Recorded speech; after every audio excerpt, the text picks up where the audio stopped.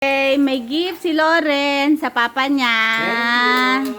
Unboxing. Unboxing. Sina, sa makita. Ay. Hawak naman. Excited ka hindi maiyo. Yan. Oo, pati ko. Aba. Mga kaibigan. Ano din, gray.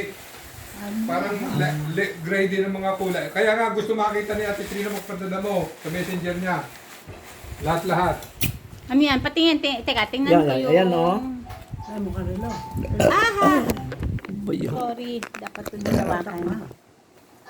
True sardine. True sardine. Chocolate.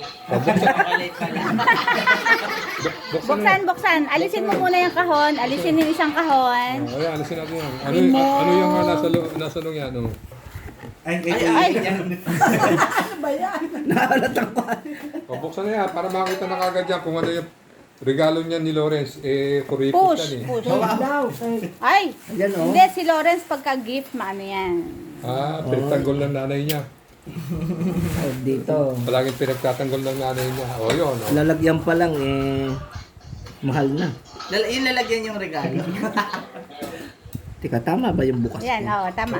Sige, from the front. oh boy. Ah, Wow. nasira tuloy yung aking balak.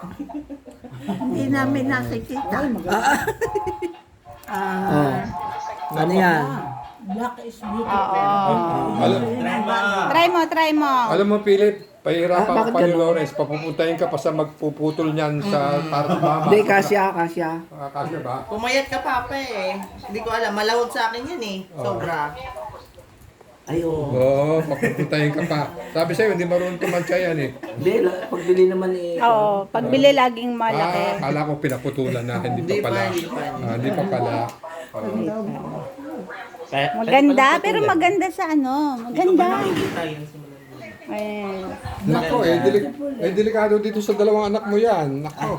Nako, mga relo ng mga hindi naman sinusuot eh. Lang yung sasok. Gusto ko na nga isuot eh. Thank you, Lord. Susuot ako ng relo, nasira lang yung May regalo Thank you. si Lawrence.